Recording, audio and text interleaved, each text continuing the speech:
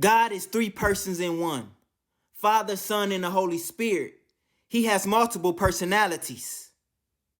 We're in this world chasing multiple things, saying that we want to leave something for the next generation, when he said pursue his face like it's your everything. But our hearts are divided amongst dreams, unhealthy passions, and wealthy salaries. So now instead of having a personal relationship with these three, we got multiple personalities.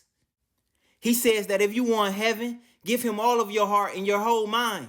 But some of us love this world, ourselves, and the children and spouses that God gave us more than him. We're double-minded, ripped and torn between this world and being with Jesus. Now that's a split personality. He made us in his image. That makes us both human and his. Yet our flesh duels with his spirit, selfish heart, foolish mind. We say we living for him while living out immorality. Prideful, talking to ourselves about ourselves, saying, I love myself, I believe in me, and I'm so proud of who I am, when we ain't nothing without God. Got ourselves psyched out. These are all the same things the devil said. That's why he was dueling with God. Mimicking Satan is where human beings get our psychological duality. Double-minded, double-edged sword. The devil got both of his knives in our back. We supposed to have our cross on our back, but we're far too busy double-crossing God, crisscrossing, going down different paths instead of the one he carved out, following our own hearts, going in circles of depravity. Our souls should be uniting with God's spirit, but our hearts and minds are split in half. We can't have this world and him. The devil got us in chains and won't let us loose. Lucifer is the definition of loose cannon. When it comes to being crazy, he is the very epitome. When the Bible said things like you have to hate the people that you love in your own life or you will lose it, I couldn't understand because it sounded too extreme. But then God taught me that being bipolar is when your mood swings based upon the joys and the tragedies. This life has its ups and downs like the North and South Pole. But if you are not extremely in love with Jesus, even if people say you too extreme, then you can go so easily, lose your footing like walking this earth with no gravity. All of us are just one loss away from losing our mind, unless we begin to understand that our losses is how God breaks us down and brings us to himself, so that we will live for his lasting peace. He wasn't saying hate yourself or the people that you love. He was saying that it's self-harming like suicidal mutilation because it only leads to death, not to live for him. And the only reason why he placed us around our loved ones is so that we can lead and follow each other towards his legacy. We're down here to push the people that we love closer to God, not to pull them closer to us. I want my wife to love me. You want your kids to love you. We all want emotional reciprocation in all of our closest relationships. So when we truly take the time to think about it, all we're actually doing is just helping them help me. Because even when we give to the people that we love, we're honestly just giving to ourselves selfishly. Jesus gave to us when we can't do anything to repay him. So that's what real love looks like, obviously. But we flipped out and flipped it. So now us in this world learn that taking care of those who take care of us is true intimacy. We get something in return for loving the people who we care about. And this is why in Luke 14:12, God said that pure-hearted giving is doing for the people who can't do for you. And in Matthew 5:46, it sounds crazy when he says love your enemy.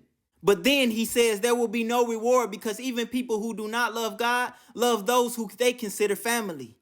It's not enough to just believe that God is real with your mouth and not your life, because even the devil himself and his demons know that Jesus is alive. They walked and lived in heaven's sobriety, but they were still crazy enough to want this world rather than to live in heaven forever happily. This is the very same thing that we do. We say that we love God, but all we really love is the idea that he can make our lives better in this earth. So a lot of Christians only give tithes because we are wondering and waiting like, God, when and how you gonna bless me? But what if he never gives you another thing? You can't pay for a miracle. You're either in God's will or you're not. We pay tithes for what he's already done. The choice is ours. He don't want our money. He wants us. All we have to do is stop treating him like he is a genie.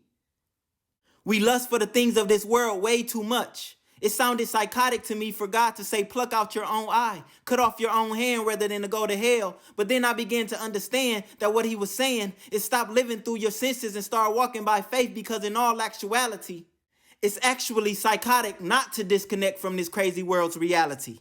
Jesus said things like, those who love their family more than me is not worthy of me. He tested Abraham to kill his own son. He said some of us are so in love with our husband or wife that we will not make it into heaven. We just want to be comfortable, and this comes off uncomfortably. This don't sound right when we love the world, because we'd rather live the quote unquote our best lives in this earth than to be on heaven's registry. We can't want both. We either want God or the good life. And when you truly give your heart to Christ, he takes you through some things like all of the men and women in the Bible. But it's only because he wants you to receive what he has for you humbly. The devil couldn't appreciate being by God's side. And I believe that's why God placed us down here before heaven. This life feels like hell. He did the opposite with us so that once we get to him, we can receive his love like a virgin in purity, passionately. He has to purify us because we have the smell of sin of this world in our souls. We've been waddling in self-pride and self-pity, and we got scratches, scars, and blemishes all over us. The devil and his demons have been attacking us savagely. We're in this world blaming other people for how messed up it is when we should be battling with ourselves. That's fighting with your own desires, trying to kill your own pride and lust. Deny yourself. But this world tells you the opposite because the devil tempts you and tells you that you're supposed to live lavishly. So now we believing in ourselves, loving ourselves, accepting ourselves, pursuing our worldly passions, denying God, and the devil is controlling our soul effortlessly. Unbridled pain turns into anger, and that's the portal that allows demons to get into mortal hearts. We all suffer in this life, but dropping to your knees and pleading with the Holy Spirit to sustain you mentally. Turn away from yourself and other people because nothing or no one can help but falling before God desperately. The devil wants us to lose our minds. He wants us to fall from grace, chasing the wrong destiny. You can be whoever you want to be and still be living your life as the wrong person, because if we haven't given every part of ourselves to God, then R.I.P. Resting in pieces. The devil wants to tear us into pieces. And that's why Jesus said before he rips us apart, rip out our own heart and other parts. He gave us a restart. And so now live on peacefully.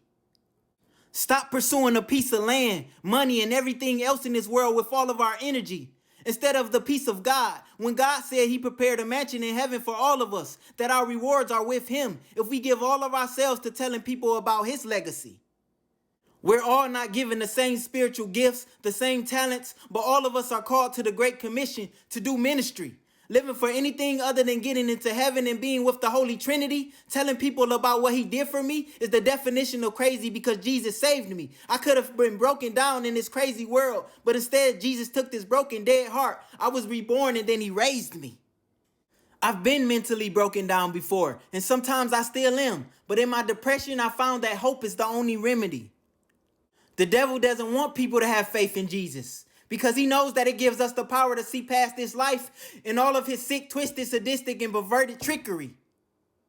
He wants our hearts and our minds to focus on this world and building our lives up in it, which breaks us down. But Jesus is mental health. So what he's asking you right now is, do you want to be in heaven with him or lose yourself in your life chasing worldly vanity? People always tend to look at you like you depressed, excessive, and unreasonable, when everything inside of you is devoted to one reality. You're not chasing this or that. All you talk about is God too much. Now that you don't have multiple personalities, they say you're the one dealing with insanity.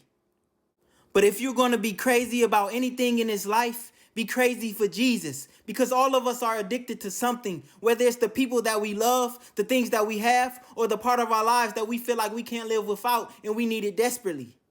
We can tell ourselves and others that we are not obsessed with this world, but God don't want our mouths. He wants our hearts. He wants our everything before he can give us a wedding ring. He wants to marry his body. So if you're sick of holding on to what this world can't offer you, looking for love, then I'm telling you right now, live for Jesus' legacy.